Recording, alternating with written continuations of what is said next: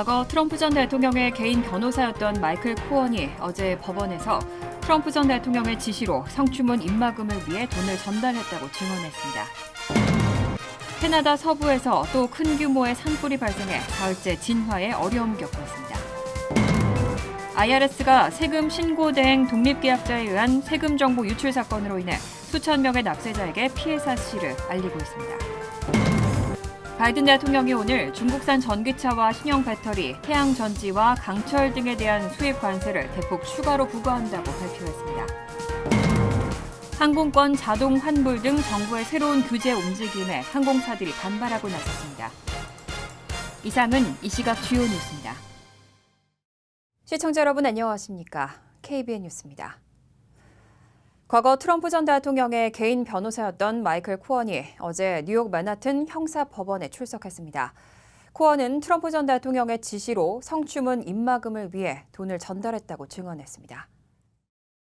마이클 코언은 어제 뉴욕 맨하튼 형사법원에 출석해 트럼프 전 대통령의 지시로 전직 성인 영화배우 스토미 데니얼스에게 성추문을 폭로하지 않도록 입막음용 돈을 건넸다고 증언했습니다. 과거 트럼프의 개인 변호사였던 코언은 트럼프의 지시를 받아 주택담보대출을 통해 마련한 돈을 데니얼스에게 지급했고 선거 후 트럼프로부터 해당 돈을 변제받았다고 말했습니다. 코언은 또 트럼프가 성추문이 퍼져나가는 것을 막기 위해 이런 조치를 취했다고 언급하고 모든 행동이 트럼프의 지시에 따른 것이었다고 증언했습니다. 트럼프 전 대통령은 데니얼스가 자신과의 성관계를 폭로하는 것을 막기 위해 코언에게 돈을 지급하도록 지시했고 이를 회사 장부에 법률 서비스 비용으로 기재하도록 했다는 혐의를 받고 있습니다. 과거 트럼프 전 대통령의 개인 변호사로 활동했던 코언은 한때 그의 뒤처리를 전담하는 해결사라고 불렸습니다. 하지만 코언이 이 사건으로 징역형을 선고받으면서 두 사람의 관계가 멀어졌고 이후 트럼프 전 대통령의 저격수로 돌아서 각종 폭로를 이어가고 있습니다. 이 사건은 트럼프 전 대통령에 대한 여러 법적 문제 중 하나입니다. 이날 트럼프 전 대통령은 코언이 증언하는 동안 법정에서 별다른 반응을 보이지 않은 것으로 전해졌습니다. 캐나다는 지난해에도 최악의 산불로 비상사태까지 선포했었는데요. 서부에서 또 큰 규모의 산불이 발생해 사흘째 진화에 어려움을 겪고 있습니다. 로이터 통신 보도에 따르면 캐나다 서부의 브리티시 컬럼비아주에서는 100건 이상, 엘버타주에서는 40여 건의 산불이 발생했습니다. 다른 대형 산불도 동쪽 지역으로 확대되고 있습니다. 이 산불로 인해 최소 20만 헥타르가 소실됐고 주민 대피령이 내려진 지역도 다수 있습니다. 수천 명의 주민이 집을 떠나 대피했고 일부 병원과 도로도 폐쇄됐습니다. 보인마 브리티시 컬럼비아주 비상관리 장관은 매우 어려운 상황에 직면해 있다며 앞으로 큰 강수 예보가 없고 강풍이 불 가능성도 있기 때문에 우려하고 있다고 전했습니다. 전문가들은 지난 겨울에 평소보다 눈이 적게 내린 것과 지속된 가뭄, 더운 날씨가 화재 위험을 높인 원인으로 지적했습니다. 산불 연기는 캐나다 내뿐만 아니라 미국의 여러 주에도 영향을 미치고 있습니다. 에드먼턴에서는 위험한 대기질로 인해 하늘이 붉게 물들었고 미네소타와 위스콘신에도 대기질 경보가 내려졌습니다. 브리티시 컬럼비아와 엘버타주 경계지에서는 대기질이 가장 위험한 단계인 코드 펄플 수준에 이르렀습니다. 앞으로 2, 3일 동안 흐린 하늘과 매캐한 연기 냄새가 캐나다뿐만 아니라 미국 중서부 북쪽 지역, 오데오 지역으로 계속 퍼질 것으로 예상됩니다. 또 캐나다뿐 아니라 멕시코에서도 대규모 산불이 발생해 텍사스와 걸프주, 플로리다에까지 연기가 퍼질 것으로 예상됩니다. IRS가 세금 신고 대행 독립계약자에 의한 세금 정보 유출 사건으로 인해 수천 명의 납세자에게 피해 사실을 알리고 있습니다. 법률 매체 내셔널 로 리뷰에 따르면 2018년부터 2020년 사이에 찰스 리틀존이란 세금 대행 업자는 고액 자산가와 단체들의 세금 보고 정보를 도용해 뉴스 매체 프로퍼블리카 등 매체에 공개했습니다. 프로퍼블리카는 이 정보를 기반으로 민감한 금융 데이터 등 여러 기사를 게재했고 리틀존은 이 정보 공개 혐의로 유죄를 인정하고 5년 징역형을 선고받았습니다. IRS는 이 사건 발생 4년 후에야 피해 납세자들에게 데이터 유출 영향과 대처 방안을 안내하는 서신을 발송하기 시작했습니다. 이 서신은 민사소송을 제기할 수 있는 정보와 변호사 상담을 권장하는 내용을 포함하고 있습니다. 또 추가 정보를 원할 경우 법무부 웹사이트를 방문하거나 이메일로 문의할 것을 권고했습니다. 또한 매체는 납세자들에게 신분 도용 및 허위 세금 신고로 인한 추가 피해를 방지하기 위해 신원 보호 조치를 취할 것을 조언하고 있습니다. 그런데 세법 조항 7431에 따르면 납세자의 세금 신고 정보를 불법 공개한 혐의로 형사고발된 사람이 있을 경우 IRS가 가능한 한 빨리 납세자에게 이를 통보해야 한다고 명시하고 있습니다. 이에 따라 IRS가 통보를 4년간 연기한 것에 대한 세법 위반 여부가 논란이 될 전망입니다. 미국의 생산자 물가지수가 4월에 예상보다 크게 증가한 것으로 나타났습니다. 노동부는 오늘 발표에서 4월 미국의 생산자 물가 PPI가 전월 대비 0.5% 상승했다고 밝혔습니다. 전문가들이 예상한 0.3% 상승을 웃도는 수치입니다. 전년 동기 대비로는 2.2% 상승해 지난해 4월 2.3% 이후 1년 만에 가장 높은 상승률을 기록했습니다. 에너지와 식품을 제외한 근원 PPI도 전월 대비 0.4% 올라 전문가 예상치인 0.2%를 넘었습니다. 근원 PPI는 전년 동기 대비로 3.1% 상승해 지난해 4월 3.4% 이후 가장 크게 상승했습니다. 3월 PPI 상승률은 전월 대비 0.2%에서 0.1% 하락으로 하향 조정됐습니다. 노동부는 최종 수요 서비스 가격이 전월 대비 0.6% 상승한 것이 4월 PPI 상승의 주요 원인이라고 설명했습니다. PPI는 도매 물가로도 불리며 소비자 물가지수 CPI에 선행하는 지표로 여겨집니다. 올해 1월에서 2월 PPI의 큰 상승으로 인해 시장에서는 인플레이션 우려가 커졌고 3월에 주춤한 상승세로 잠시 안도했지만 4월 지표가 반등하면서 인플레이션 우려가 다시 커질 것으로 보입니다. 이에 따라 15일 발표될 4월 소비자 물가지수 CPI에 대한 시장의 관심이 집중될 것으로 예상됩니다. 연방준비제도는 인플레이션이 2%로 안정될 것이라는 확신을 얻기 전까지 금리 인하에 나서지 않겠다는 입장을 지속적으로 강조해왔습니다. 바이든 대통령이 오늘 중국산 전기차와 신형 배터리, 태양전지와 강철, 알루미늄 및 의료 장비에 대한 수입 관세를 대폭 추가로 부과한다고 발표했습니다. 11월 대선을 앞두고 이루어진 조치인데 미 중 간 마찰이 더욱 깊어질 전망입니다. 2018년 트럼프 전 대통령이 보복성이 짙은 중국 수입품에 대한 대폭적인 관세 추가 부과를 시작한 이후 바이든 대통령도 취임 후 이런 기조를 유지해왔습니다. 선거를 앞두고 양 후보는 경쟁적으로 대중국 경제 압박 발언을 내놓고 있는 상황입니다. 미국은 최근 4년간의 대중국 교역을 검토한 끝에 중국산 전기차 수입품에 대한 관세를 현 전체 평균 27.5%에서 102.5%로 올리기로 했습니다. 또 태양전지는 올해부터 2배 높은 50%의 관세가 부과되고 일부 중국산 강철과 알루미늄은 올해 25%까지 관세가 높아집니다. 교역 검토는 1974년 제정된 무역법 301조에 근거해 실시됐고 불공정 및 세계 규준에 위배된다는 의심이 있는 교역 관행에 보복할 수 있는 권한을 정부에게 부여하고 있습니다. 이번 추가 관세 부과는 초기에는 180억 달러 규모의 수입품에만 해당돼 상징적 수준에 그칩니다. 미국 내 인플레 효과는 0.01% 상승에 그칠 것으로 분석되고 있습니다. 이번 대중국 추가 관세는 3년 기간에 걸쳐 순차적으로 부과될 예정입니다. 2024년부터 부과되는 품목은 전기차와 태양전지, 주사기, 주사바늘, 강철, 알루미늄 등입니다. 미국은 중국 정부의 보조금이 유도한 저가 모델의 전기차가 조만간 미국 시장에 쇄도할 것을 우려하고 있고 중국 제조사들은 일부 전기차를 매우 저렴한 가격에 내놓고 있는 상황입니다. 미국 항공사들은 항공편 취소나 지연 시에도 환불을 제대로 해주지 않는 것으로 악명이 높아 비난을 받아왔는데요. 정부의 새로운 규제 움직임에 항공사들이 반발하고 나섰습니다. 미 항공사들은 항공권 구매 과정에서 소비자들에게 너무 많은 정보를 제공하면 혼란을 줄 것이라며 항공사가 승객에게 부과하는 요금에 더 큰 투명성을 요구하는 정부 규제를 막기 위해 뉴올리언스 제5순회 항소법원에 소송을 제기했습니다. 이 소송에는 아메리칸, 델타, 유나이티드 등 6개의 주요 항공사와 항공업계 단체인 에어라인 포 아메리카가 참여했습니다.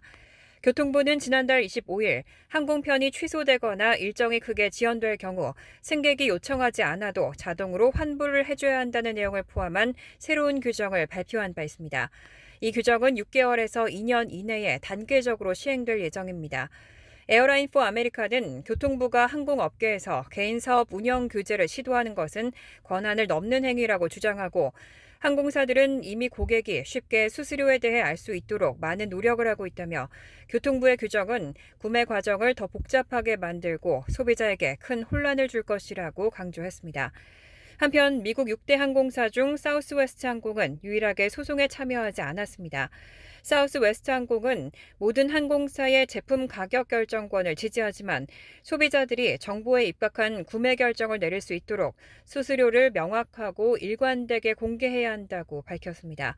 정부 규제와 항공사 간의 갈등이 어떻게 해결될지 주목됩니다. 뉴욕시에서는 종종 묻지마 폭행 사건이 잇따르고 있습니다. 지난 8일에는 할리우드 배우 스티브 부세미가 뉴욕에서 거리를 걷다 낯선 사람에게 폭행을 당한 것으로 알려졌습니다. CNN과 뉴욕타임스의 보도에 따르면 부세미는 지난 8일 오전 11시 48분경 뉴욕 맨하튼 킵스베이 지역에서 걷던 중 갑자기 다가온 남성에게 주먹으로 얼굴을 맞았습니다. 뉴욕 경찰국에 따르면 부세미는 왼쪽 눈을 맞아 병원으로 이송됐고 타박상과 부종, 출혈 등의 증상으로 치료를 받은 뒤 퇴원했습니다.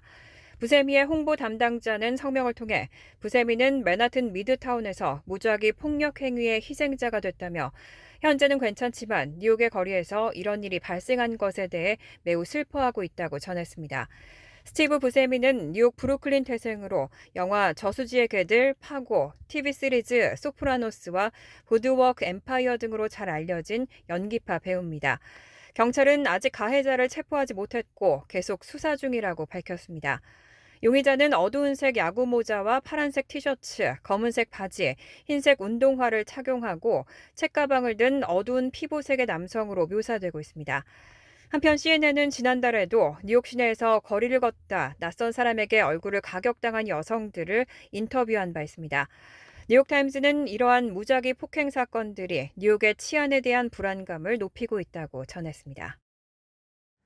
생일 선물로 까르보 불닭볶음면을 받고 기쁨의 눈물을 흘리는 모습으로 화제가 됐던 미국 소녀가 삼양식품으로부터 까르보 불닭 약 1,000개를 선물받아 화제가 되고 있습니다. 생일 선물로 까르보 불닭볶음면을 받고 기쁨의 눈물을 흘리는 모습으로 화제가 됐던 미국 소녀 아달린이 삼양식품으로부터 특별한 선물을 받았습니다. 삼양식품이 아달린을 직접 찾아가 약 1,000개의 까르보 불닭볶음면을 선물한 겁니다. 12일 온라인 커뮤니티에는 아달린이 삼양식품의 깜짝 선물을 받는 영상이 올라왔습니다. 앞서 아달린이 생일 선물로 받은 까르보 불닭볶음면을 보고 감격의 눈물을 흘린 틱톡 영상은 6,200만 회 넘게 조회되며 큰 화제를 모았습니다. 이를 접한 삼양식품은 아달린이 사는 미국 텍사스로 직접 관계자를 파견했습니다. 까르보 불닭볶음면 포장지 디자인으로 꾸민 차에 제품 상자 150개, 낱개 기준 약 1,000개를 싣고 아달린의 집을 찾아간 겁니다. 차를 가득 채운 까르보 불닭 볶음면 상자를 본 아달린은 감격해 또 한 번 눈물을 보였습니다. 집 뒷마당에서도 불닭 이벤트는 이어졌습니다. 마당 한쪽에 진열된 까르보 불닭 볶음면 제품 상자를 본 소녀는 연신 눈물을 흘렸습니다. 아달린은 가족들과 함께 불닭 볶음면 티셔츠를 입고 라면 파티를 즐기기도 했습니다. 아달린은 이런 과정을 담은 영상을 다시 올리며 자신의 꿈을 현실로 만들어준 불닭에게 고맙다는 글을 남기며 감사의 마음을 전했습니다. 간추린 소식입니다. 공화당 소속의 코리 밀스 연방 하원 의원은 어제 홈페이지 성명을 통해 중대 범죄 등을 사유로 바이든 대통령의 탄핵을 요구하는 결의안을 발의했다고 밝혔습니다. 밀스 의원은 하원 구성원으로서 최근에 일어난 바이든 대통령의 권력 남용에 관해 탄핵 조항을 제시하는 일은 자신의 헌법적 의무라고 주장했습니다. 가자에서 전쟁 중인 이스라엘 상대 군사 원조를 두고 바이든 대통령이 권력 남용을 저질렀다는 게 밀스 의원의 주장입니다. 밀스 의원이 발의한 결의안은 하원 법사위로 보내졌고 현재 같은 당 엘리자 크레인 하원 의원이 공동 발의자로 이름을 보탠 것으로 전해졌습니다. 전미 자동차 연합은 메모리얼데이 연휴 기간인 23일에서 27일 전국에서 약 4,380만 명이 50마일 이상 장거리 여행을 떠날 것으로 전망된다고 어제 밝혔습니다. 지난해보다 4.1% 증가한 것으로 사상 최대치입니다. 이 가운데 자동차를 이용하는 여행객은 전년 대비 4.0% 증가한 3,840만 명에 달할 것으로 추산됐고, 항공편 여행객은 전년 동기보다 4.8% 증가한 351만 명에 이를 것으로 조사됐습니다.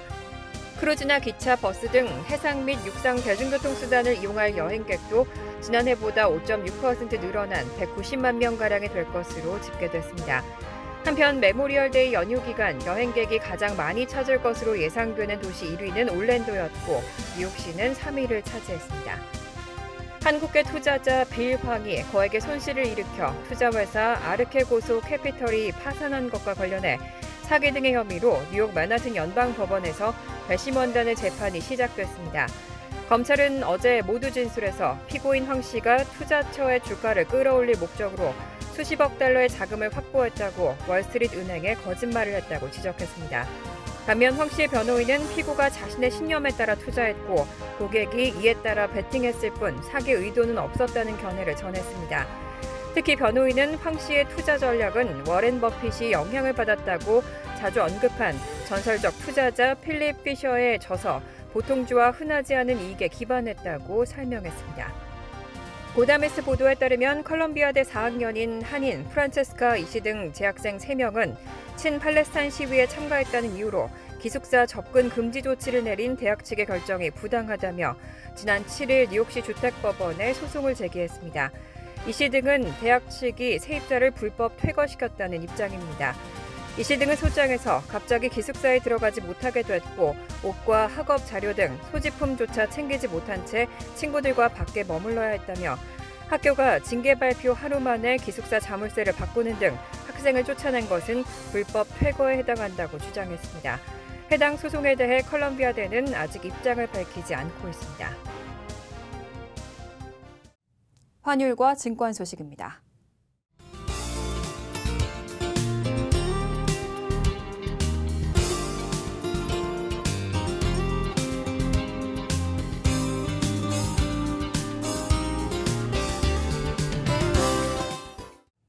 이어서 날씨입니다. 수요일은 때때로 비가 내리겠습니다. 낮 최고 기온은 62도, 섭씨 17도, 밤 최저 기온은 60도, 섭씨 16도로 예상됩니다. 목요일도 흐린 가운데 종종 비 내릴 가능성이 있습니다. 금요일은 대체로 화창하겠습니다. 이상으로 KBN 뉴스를 마칩니다. KBN과 함께 즐거운 저녁 되시기 바랍니다. 우리 동부 최대 한인방송 KBN이 제작하는 KBN 뉴스는 웹사이트 mykbn.com 그리고 유튜브와 페이스북에서 다시 보실 수 있습니다. 좋아요, 구독, 알림 설정은 뉴스 제작에 큰 도움이 됩니다.